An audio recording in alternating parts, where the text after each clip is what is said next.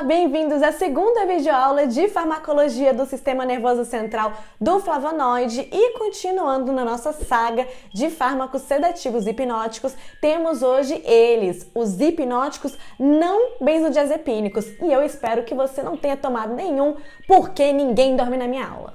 Vamos lá!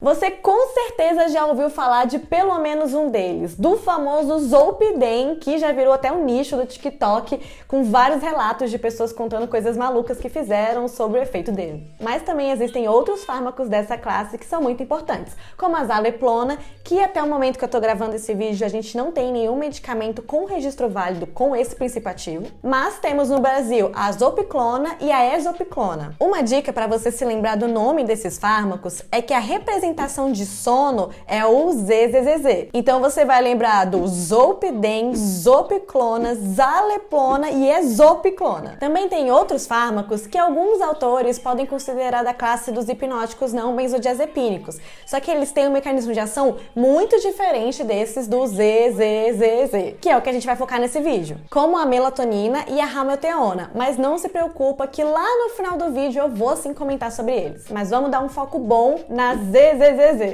Usos terapêuticos. Insônia é uma condição em que a pessoa tem dificuldade para começar a dormir e ou manter o sono ao longo da noite, mesmo quando ela tem todas as condições ideais para o sono. Antes da gente começar a falar de tratamento medicamentoso, é importante enfatizar que muitas vezes a gente não tem essas condições ideais do sono. E naturalmente, a gente vai ter dificuldade para dormir. Não quer dizer que se você tem insônia, a única forma de solucionar isso é com medicamento. Por isso é essencial passar para os pacientes a importância das medidas não farmacológicas. Ensinar para eles o que é higiene do sono, a importância de ter bons hábitos noturnos, se for o caso, até indicar psicoterapia. E eu vou dar aqui um depoimento pessoal. Por um tempo da minha vida, eu achei que eu ia precisar de tratamento medicamentoso porque eu estava tendo muitos problemas com insônia. Mas foi fazendo terapia que eu fui entendendo a raiz do meu problema e eu fui criando bons hábitos que hoje me permitem conseguir deitar na cama e dormir. Se eu não sigo esses hábitos, eu vou ter dificuldade para dormir. Mas eu sei que eu sou um caso em que eu não preciso de medicamentos. Eu consigo lidar com isso com medidas não farmacológicas e vivo tranquilamente. Mas dependendo do caso, o tratamento medicamentoso vai ser necessário e a farmacoterapia pode prover um alívio imediato. Só que, de modo geral, é limitado a um tratamento de curto prazo. A gente já viu sobre os benzodiazepínicos que até causam sonolência, poderiam ser usados para isso, mas tem toda aquela questão de tolerância, dependência física. E a gente vai ver na próxima aula sobre os barbitúricos, que é um problema ainda maior. Então, mais recentemente, foi criada essa classe para tratar os distúrbios do sono, os hipnóticos não benzodiazepínicos. Mecanismo de ação. E apesar desses fármacos terem uma estrutura química diferente dos benzodiazepínicos, eles têm um mecanismo de ação bem parecido. Eles funcionam se ligando ao mesmo sítio alostérico no receptor GABA-A que os benzodiazepínicos se ligam. Se você não assistiu o vídeo sobre benzodiazepínicos, eu aconselho dar um pause para você ver em detalhes esse mecanismo de ação. Então esses dois se ligam ao mesmo sítio alostérico no receptor GABA-A, mas o álcool e os barbitúricos que vamos ver na próxima aula, apesar de se ligarem também no receptor GABA-A, se ligam em sítio alostéricos diferentes. Se eles se ligam no mesmo sítio alostérico dos benzodiazepínicos e têm um mecanismo de ação similar, então os seus efeitos neurofisiológicos também são muito parecidos. Mas lembra que eu falei que eles têm estruturas químicas diferentes?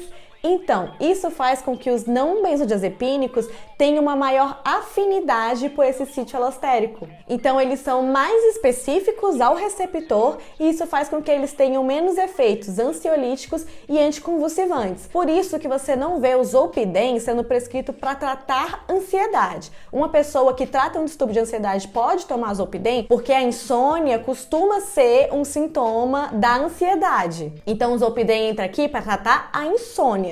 essa pessoa precisa fazer um outro tratamento medicamentoso para ansiedade. Então hoje eles são a primeira escolha para o tratamento de curto prazo de insônia. O Zolpidem e a Zaleplona têm um início de ação rápido, mas também a duração do seu efeito é curta, porque eles são rapidamente metabolizados pelo sistema enzimático do citocromo P450. Então o Zolpidem vai ter um efeito hipnótico de cerca de 5 horas e a Zaleplona de 3. Provavelmente, por ter essa meia-vida menor, a Zaleplona costuma ser indicada para substituir o Zolpidem naqueles pacientes que têm muita ressaca. Ressaca do efeito hipnótico, sabe? Ficar com sono no dia seguinte. Por causa desses fatores farmacocinéticos, esses fármacos são interessantes para as pessoas que têm dificuldade para começar a dormir. Mas lembra que eu falei que insônia também pode ser a dificuldade de continuar dormindo? Então, se os efeitos desses fármacos acabam rápido, eles podem não ser interessantes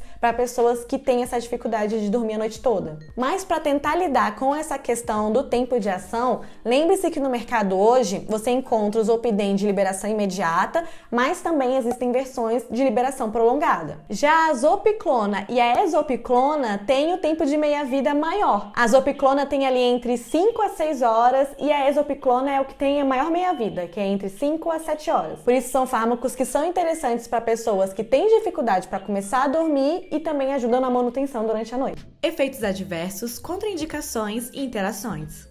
Falando de forma geral, os efeitos adversos dos não benzodiazepínicos são similares aos benzodiazepínicos, mas a sua frequência e severidade costumam ser menores. E aí você vai ter uma variedade de efeitos adversos. E falando de efeitos adversos comuns, você tem uma variedade ali. Pode ser dor de cabeça, distúrbios gastrointestinais, pesadelos, agitação, amnésia anterógrada. Mas é muito importante lembrar aqui dos nossos pacientes idosos, porque assim como acontece com os benzodiazepínicos e os barbitúricos que a gente vai ver, o tempo de meia-vida desses fármacos nesses pacientes pode ser estendido, o que os deixa mais suscetíveis a efeitos adversos, como sedação excessiva, comprometimento cognitivo, delírio, agitação. E mais uma vez, até o mais seguro dos não benzodiazepínicos pode causar uma ataxia, pode dar problemas no equilíbrio desse paciente, o que os deixa mais propenso a quedas. E idoso,